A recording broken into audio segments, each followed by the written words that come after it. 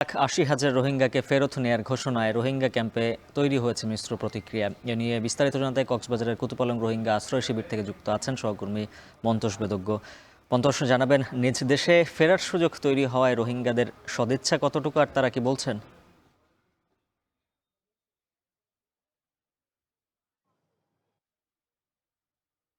গালিব, আমরা অনেক রোহিঙ্গার সাথে কথা বলেছি। তারা যেটি বলছেন যে মিয়ানমারের পক্ষ থেকে যে 1,80,000 জনের ফেরার বিষয়ে সম্মতির যে কথা বলা হয়েছে সেটির ব্যাপারে তারা জেনেছেন এবং নিরাপদ পরিবেশ চান এবং সেই ফেরাটা যাতে টেকসই হয় সেই ফেরাটা যাতে টেকসই হয় সেই নিশ্চয়তা তারা আসলে চান। এবং এক্ষেত্রে তারা বিভিন্ন প্রশ্ন আসলে তুলছেন।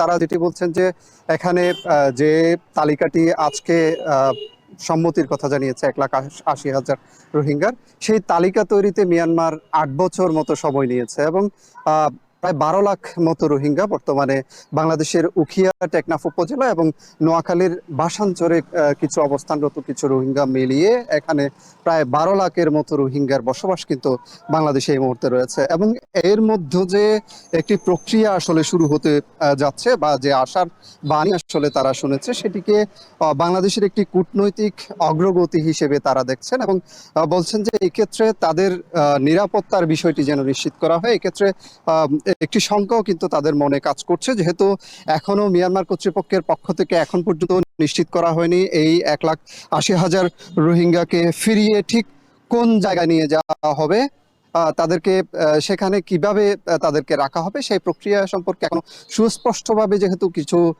বলা হয়নি, সেই কারণে তাদের মাঝে এখনো কিন্তু কিছুটা শঙ্কা রয়ে গিয়েছে। তবে স্থানীয়রা যেটি বলছেন যে এই রোহিঙ্গাদের প্রত্যাবাসন প্রক্রিয়া শুরু হলে বাংলাদেশের যেমন বোঝা কমবে, তেমনি রোহিঙ্গারও তাদের মাতৃভূমির আপন ঠিকানা ফিরে পাবে এবং দুই দেশের মধ্যে একটি সম্পর্কের ক্ষেত্রে নতুন মাত্রা যোগ হবে, তেমনটাই কিন্তু স্থানীয়রা আশা করছেন। গালিব, এই ছিল কক্সবাজারের রোহিঙ্গা ক্যাম্প থেকে আমার কাছে সবশেষ।